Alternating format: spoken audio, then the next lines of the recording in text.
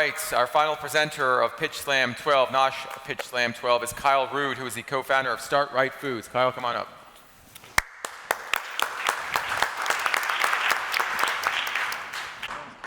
Sounds good.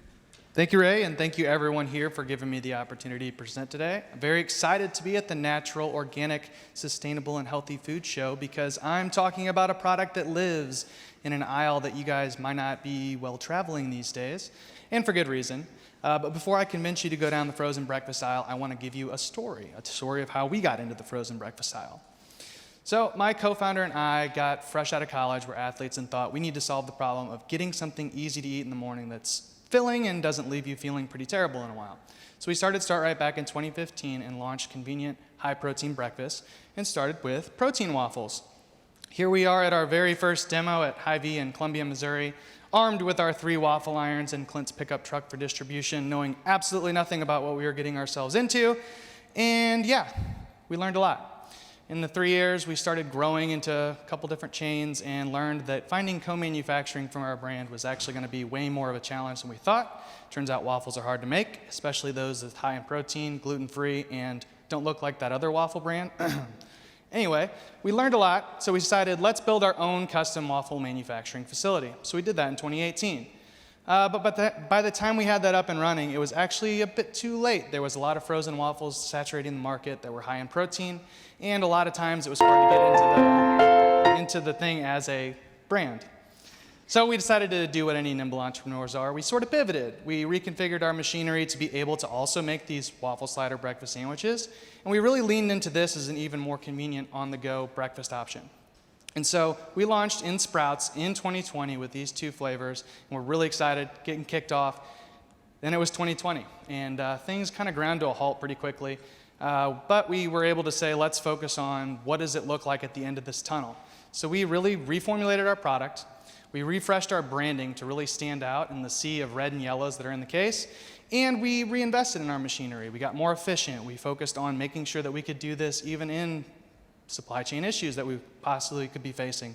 So that way we'd be ready to grow.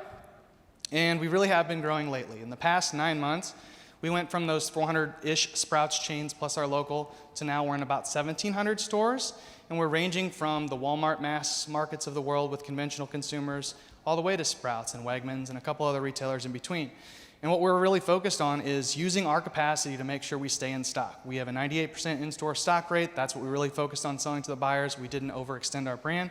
But right now we have a waffle machine headed in, and it should be set up and running by next week, so we're really excited to keep growing. But we're definitely in a right time, right place kind of moment with our brand and where we're at, but it wouldn't mean anything unless we had the right product to go along with it. So we're from the Midwest, St. Louis, Missouri, and we're really focused on that health-curious consumer that's wanting to do better, wanting to eat healthier. And we want to give them that first step. So our packaging conveys a familiar and comfortable product. It's deliciously appealing, and it's at a competitive price point for the set. Once the product is in their hands, they're able to taste it and say, oh, these are real clean ingredients. It does have a standout flavor, and every time I eat this, I'm full till lunch. It's an excellent source of protein. That's our key focus on. And what we offer is 4 different varieties that have a wide range of consumer interests. We have our indulgent chicken and waffles that can be an anytime meal, classic sausage and egg, and then we have the healthier conscious ones, the turkey sausage and egg white, and just recently launched a plant-based sausage with egg. That way we get the consumers who are trying to make that first step, which leads to a better nutritional decisions throughout the entire day, all the way to those who are meal prepping for every meal but want to have the ability to fill those holes, especially in early mornings. Because I want to show you guys something. This is not breakfast, public service announcement. Coffee is not breakfast. You guys really need to be eating something in the morning, and it's so hard. Entrepreneurs, busy professionals, especially moms with kids, getting everybody to eat something that actually enjoy and fills you up throughout the day, that's our goal. We want to be that platform to deliver those convenient, high-protein breakfasts at that morning crunch point where it's most hectic. And so when you get down the freezer aisle, now that I've convinced you all to go down there, you'll see that we do have competition that's very similar in far as nutrition and flavor profile, but we see 2 promises on the packaging in the aisle. First promise is this is going to be delicious. Second promise is this is extremely healthy for you. Rarely do we see that promise that's followed through in both of those categories, and we really hope to be the one that also can say we're delicious and we have the nutrition to back it up. So I want to return to these 2. These are my co-founders' daughters, and yes, they are staged. They were told to stand there for my social media account, but as Clint likes to say, this is a real morning. They really wanted to eat those sliders, and they kept badgering him to eat those sliders. Luckily, he eventually said, yeah, go ahead, eat the sliders, we're done with this. But what I want to say is, what we want to do is make that easy family decision, make your morning meal easy, convenient, out the door, so that way, with Start Right, breakfast is solved. Thank you, guys.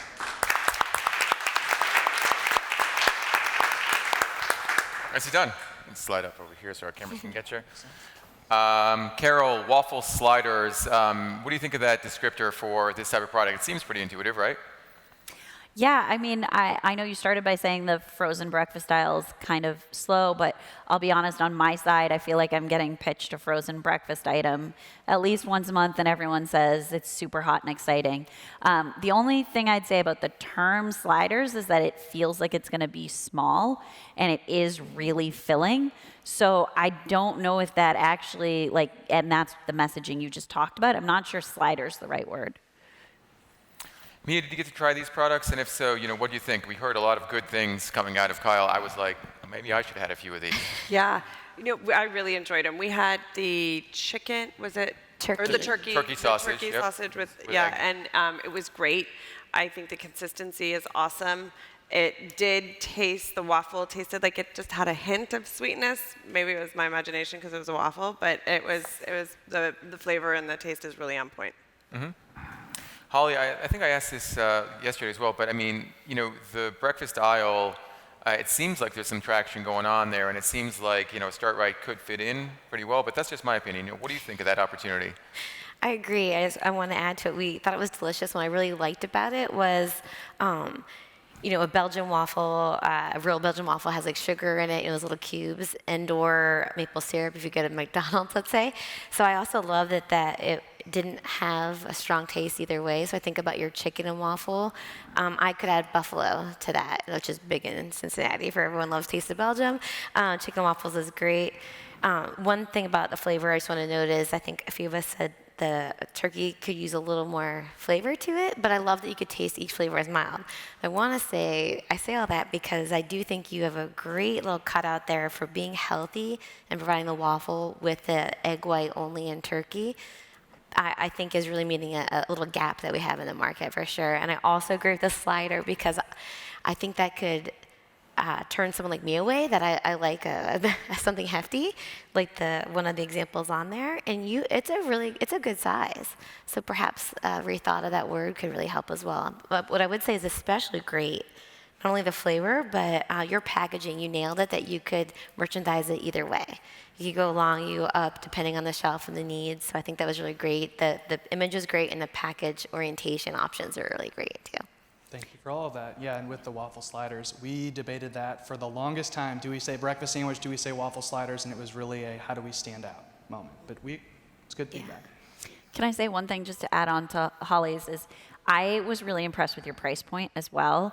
And I think that's a key lesson for a lot of people in the audience is you're thinking about the every consumer and not just a premium consumer. So when you're talking about the frozen aisle and really fitting in, to me, that is such a key part of the product. One more add to that, I would reconsider line pricing to have your one SKU different. That internally just causes challenges for some retailers and promotional opportunities. If there's an opportunity to do that differently, it might be good. We were line price until we launched the plant-based, and that became a big challenge. Yeah. But you're right, having our own manufacturing, as much as a pain and challenge as it was, has allowed us to be a little bit more efficient and get the product into the right places at the right price point, and we really have been growing on that. We're able to deliver that price point. Ibrahim, coffee is not for breakfast. I 100% agree with that. But to Start Right, articulate why it belongs in your hands for breakfast every morning. I think so. I think, first of all, the food photography is great. I think the packaging is great, so kudos to the team that worked on it. I do have one question around the gluten-free and why you chose that as like the core attribute on the waffle side. Yeah, and that was a vestige from the original launch of the protein waffles. We found a recipe that had a gluten-free recipe that just tasted better and performed better.